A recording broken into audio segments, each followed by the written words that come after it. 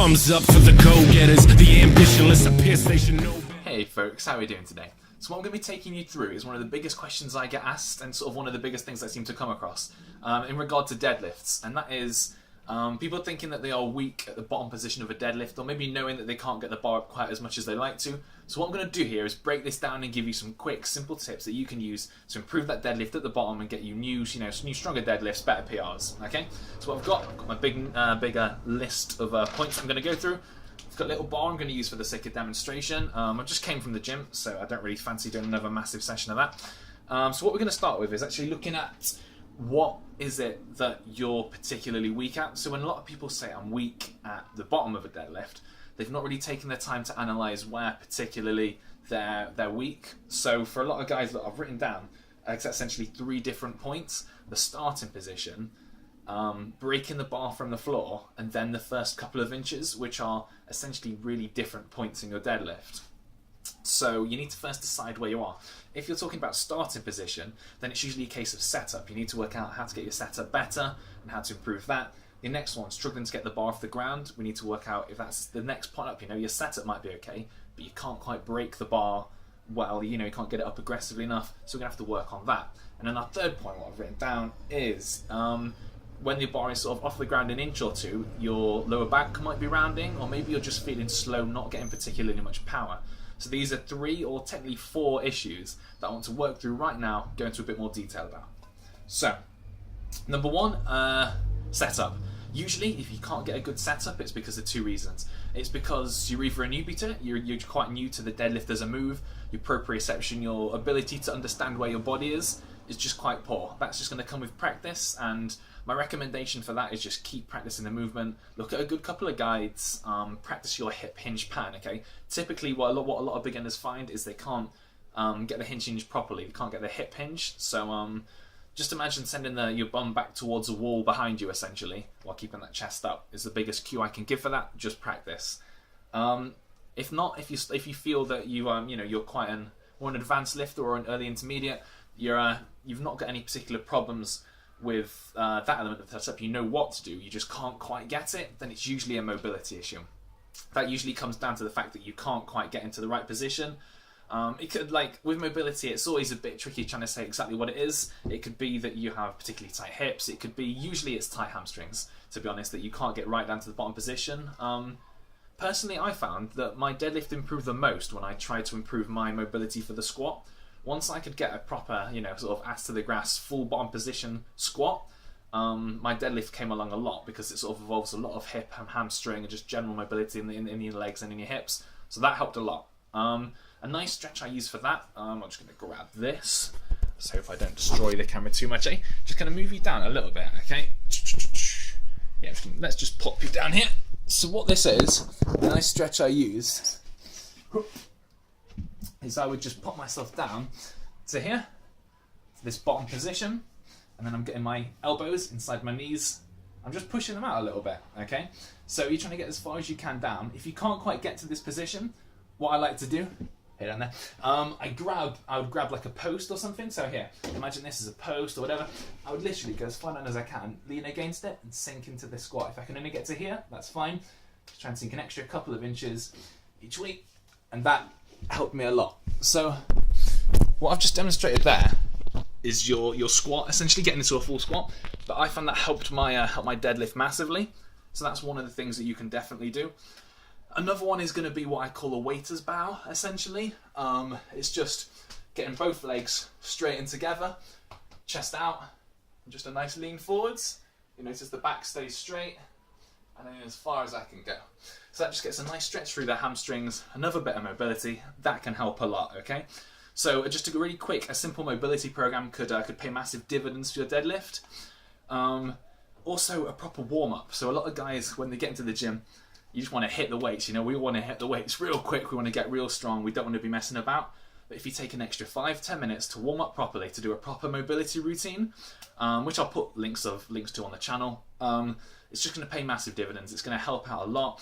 You're going to feel looser. I've had guys, once I've got them warmed up, got them more mobile, they think I'm some kind of magician because they can finally get down, reach the bar, get a good setup. So that's point 1. Point 2. weakness at the bottom of a deadlift.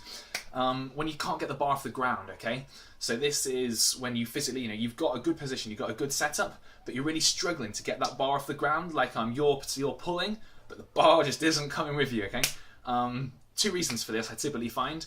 Number one is grip strength. Number one is that you've got a lot of force, you've got a lot of strength, but you can't actually put it through the bar, so you're grabbing this, you're pulling yourself upwards, but that bar, it's not coming with you. So you need to work on your grip strength.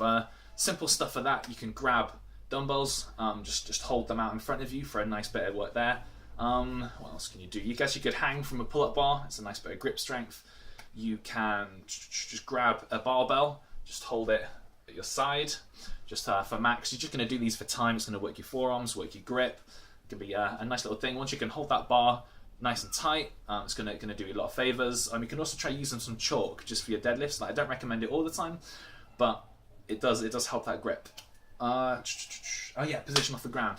And then the second point that I usually find if you can't get it off the ground is that you're quite a slow lifter.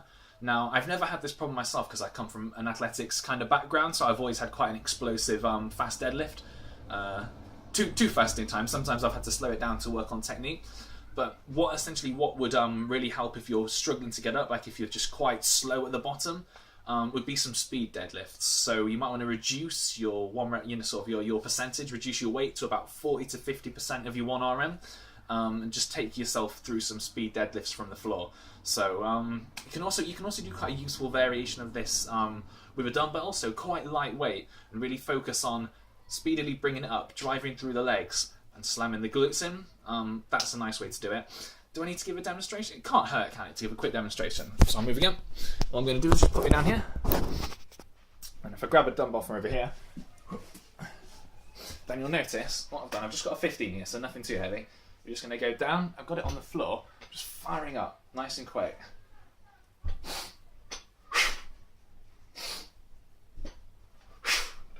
Okay, so we've just got a nice, quick fire up there that's going to really help you out and help that explosiveness from the floor. But remember, keep the weights lower. You're not going to be able to go something massive to begin with. So it's back up. So yeah, that's probably what's going to help you get off the floor the most. What you'll probably notice I've not recommended, what everyone expects me to recommend, are deficits. Now, I know a lot of people love them. A lot of people think it's really useful, as in, standing on a couple of inches so you're elevating yourself and then reaching down. I think it's got its benefits. I think some people will absolutely swear by it, but I think it's worth looking at these other factors first, because essentially if your mobility is poor and that actually is the cause of the problem, and then you go and put yourself on a deficit so that you've actually got a further range for the bar to travel and you're at this biomechanical disadvantage, then all you're introducing is a tougher movement to already poor mobility, and that's just an accident waiting to happen. So address mobility, address speed first. If you can't solve them, then maybe some deficits might be something worth playing around with. Portion 3. You've got the bar, you can get it off the floor, we're doing okay, but that first couple of inches might seem a little slow. If this is your problem, then there's a couple of solutions I'd like to suggest. A lot of guys will typically tell you that you want to do some lower back work or some work for your spinal erectors. Personally, I don't find that's the case. Maybe you just have a really weak lower back, but usually I found if the back's rounding and you just can't get that up to begin with, then I find that the biggest thing is core strength. If you can't brace your core, if you can't actually wear your natural weight belt, if you will, that's when you start to get the sort of rounded posture coming into it. So yeah, some of the biggest movements that I find at least helped me with this, because this was a problem I had when I started deadlifting, and to be honest, still a problem that I get when I go for 1RMs for quite heavy lifts. One of the biggest things that I find helps here is core work. So moves like, I quite like the 4-point stomach vacuum, sort of breathing in really engages the transverse abdominis. There'll be plenty of videos around on that, but I'll try and post a link myself as well.